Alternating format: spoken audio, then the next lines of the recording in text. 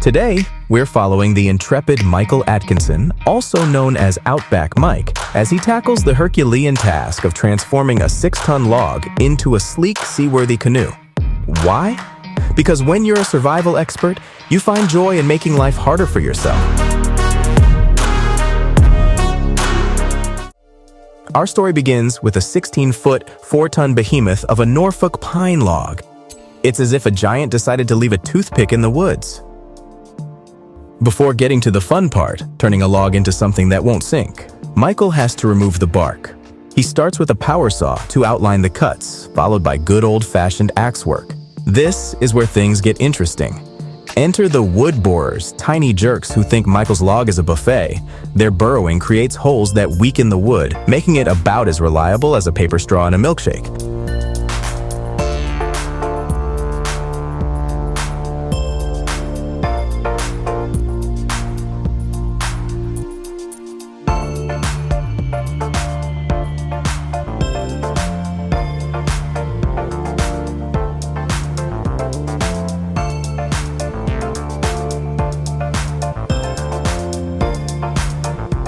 Michael isn't just some guy with a chainsaw and a death wish.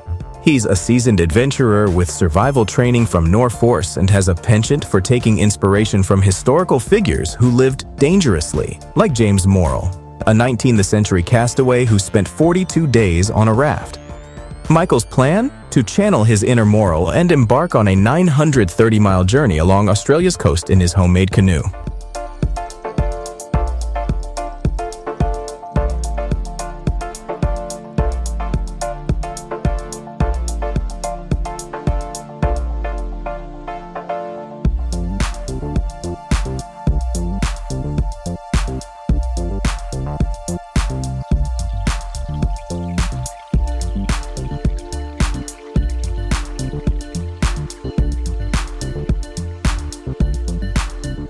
Why Norfolk pine, you ask? Well, it's got the buoyancy of a rubber duck and the straightness of a ruler, which makes it less likely to twist into a pretzel during construction.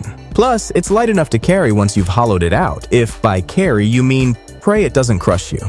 Now, hollowing out this log is no small feat. It's like trying to scoop the insides out of a tree-sized watermelon. You need to keep enough wood for strength, but lose enough to avoid ending up with a floating brick.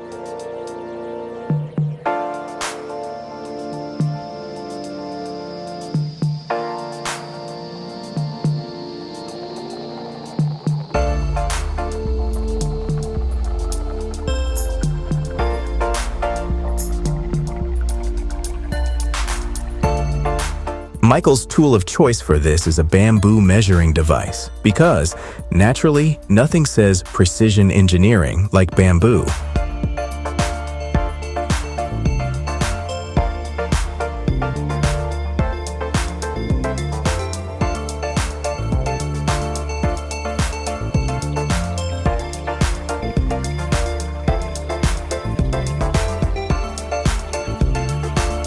Michael, determined to stay true to his survival roots, opts to bake these pests out of existence instead of using chemicals. Because when life gives you bugs, you make a hot wood.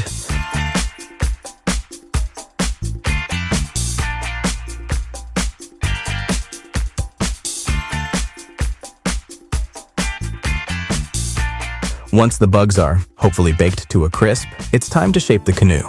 This involves turning the log into something that vaguely resembles a canoe and not, say, a giant clog. Michael carves the bow and stern to slice through water and handle waves, ensuring his journey won't end in a soggy mess.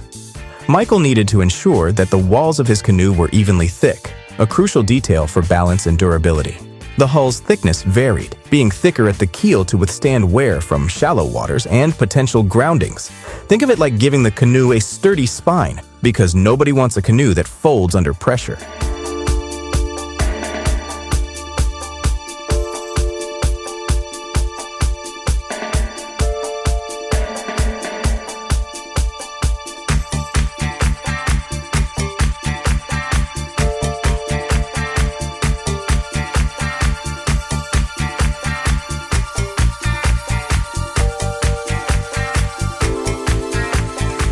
Traditional canoe carvers had an almost mystical understanding of their materials, knowing that the wood grain's direction is the difference between a masterpiece and kindling. Michael, channeling this ancient wisdom, paid close attention to the wood grain as he carved. Swinging his axe in controlled, rhythmic arcs, he ensured that each cut aligned with the grain, minimizing the risk of turning his log into a pile of sad splinters.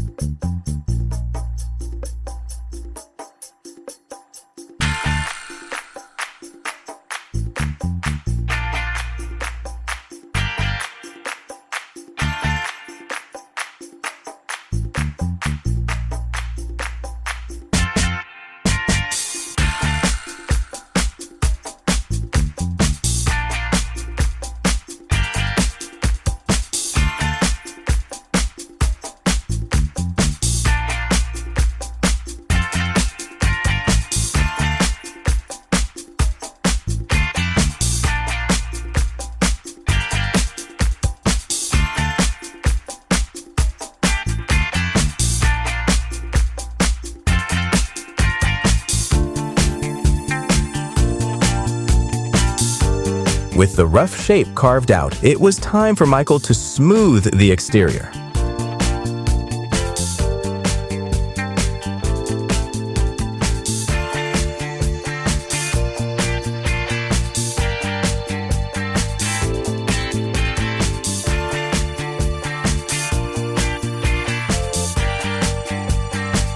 This wasn't just for looks. A smooth surface reduces drag, allowing the canoe to glide through the water like a seal in a swimming pool. Michael's axe took a beating, but his survival skills and some TLC kept it sharp and functional. For the finishing touches, Michael used a knife for precise adjustments, especially around intricate areas like the gunwales, bow, and stern. This fine-tuning ensured that all parts of the hull integrated seamlessly and fluidly, like a well-oiled machine, or in this case, a well-carved canoe.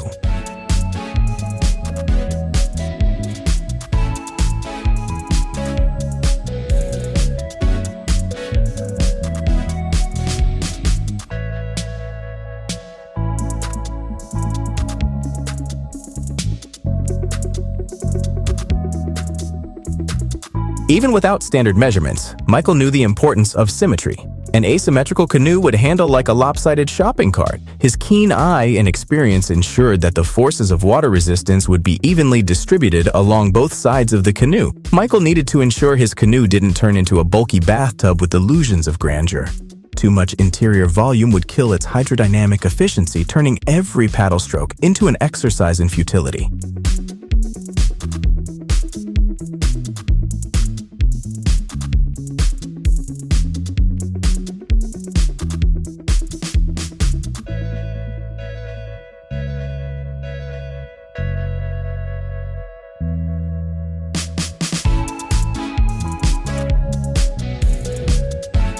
He worked meticulously, shaping the hull to be sharp enough to slice through the water, reducing impact and spray. Of course, sometimes calculations fail, and there's a fine line between hydrodynamic masterpiece and wooden slug. But Michael wasn't worried. After all, what's a little water spray compared to a 930-mile journey?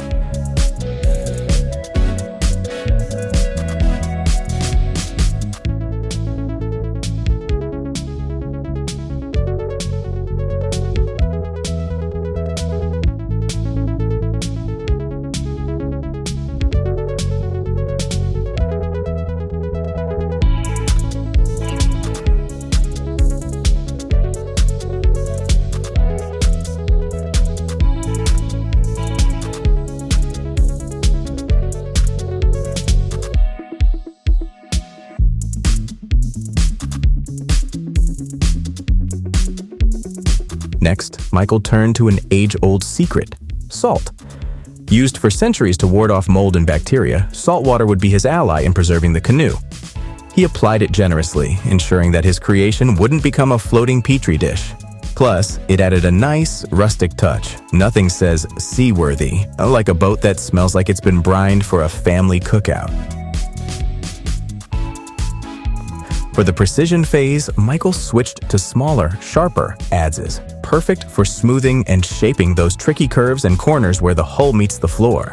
These fine tools allowed him to carve with the precision of a surgeon, albeit one working with prehistoric tools, ensuring every angle was perfect for stability and comfort.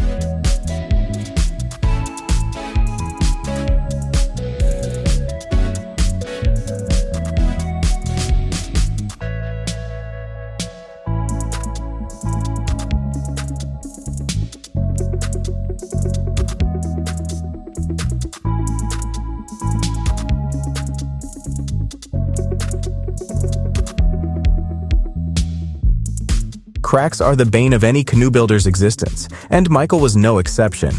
Any fissure could spell disaster, leading to leaks and structural weaknesses.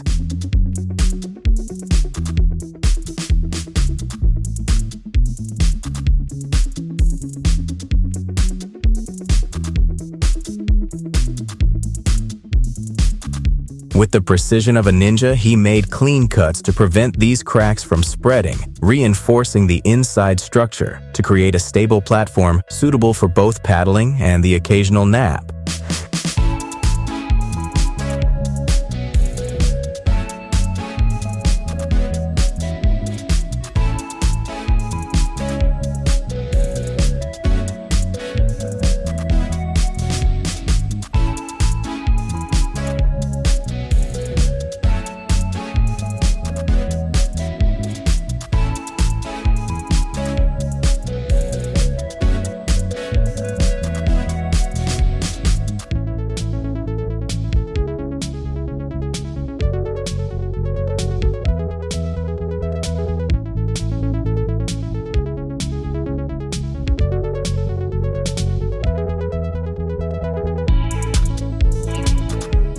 Then came the outriggers, those ingenious stabilizers beloved by Pacific Islanders for centuries. Crafting them was no small feat. They had to be perfectly proportioned and balanced to ensure the canoe wouldn't tip over at the slightest wave. The cross beams, running perpendicular to the main hull, provided a stable platform for attaching these crucial components.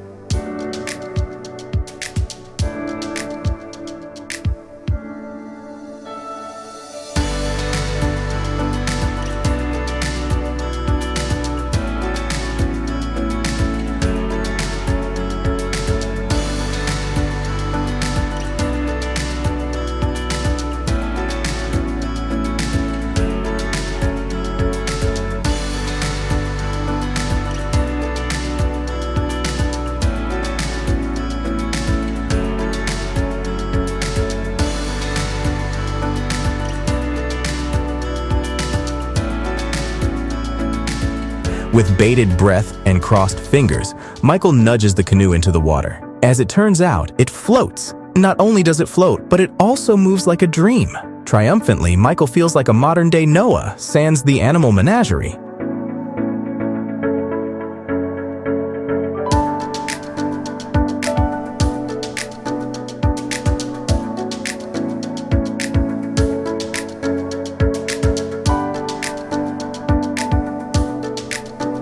Choosing sturdy wooden poles and durable ropes, Michael secures the outriggers to the main hull using traditional lashing techniques. It's a bit like an extreme form of macrame, but with higher stakes. One wrong knot, and he's got himself an unwelcome submarine feature.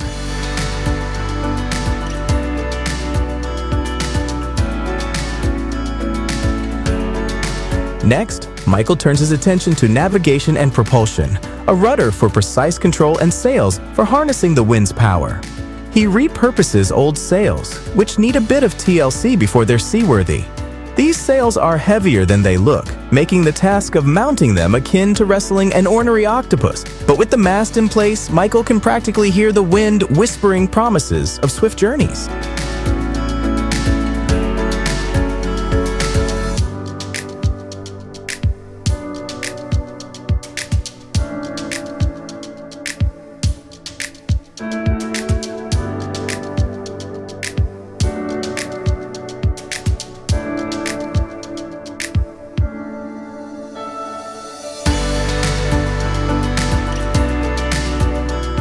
Now, it's time to seal the deal, literally.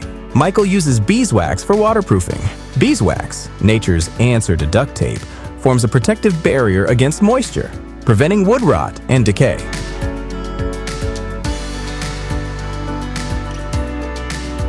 Applying the wax involves a lot of melting and smoothing, transforming the canoe into a watertight vessel. If you've ever tried to iron a shirt, imagine doing that with hot wax and a canoe. To reinforce the canoe's exterior, Michael uses copper and iron spikes, reminiscent of his hero, James Morrell's rope and nail strategy. To make the timbers bend more easily around the bow, he chops some little lines in them, making them as flexible as a yogi at a yoga retreat.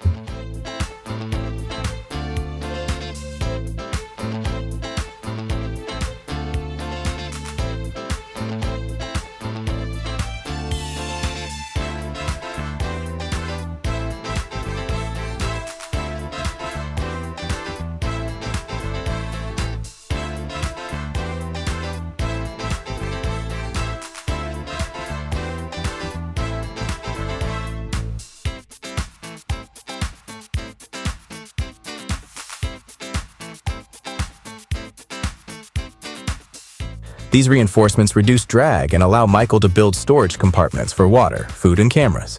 It's like adding a trunk and glove compartment to your car, but much more rustic. The historical significance of dugout canoes is immense, used by indigenous cultures worldwide, including Aboriginal Australians, for transportation, fishing, and warfare.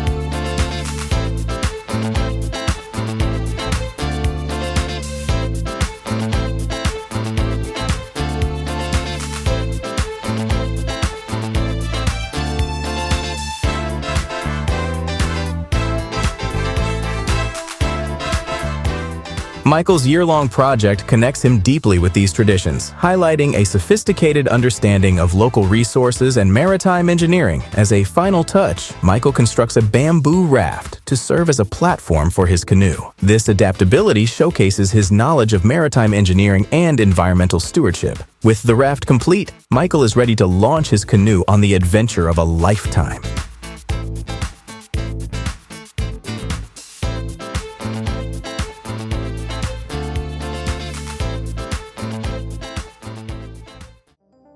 Now, with the final touches in place, Michael prepares for his maiden voyage, hoping his canoe will carry him through calm waters and rough seas alike. Whether it's a triumphant success or a hilarious disaster, one thing's for sure.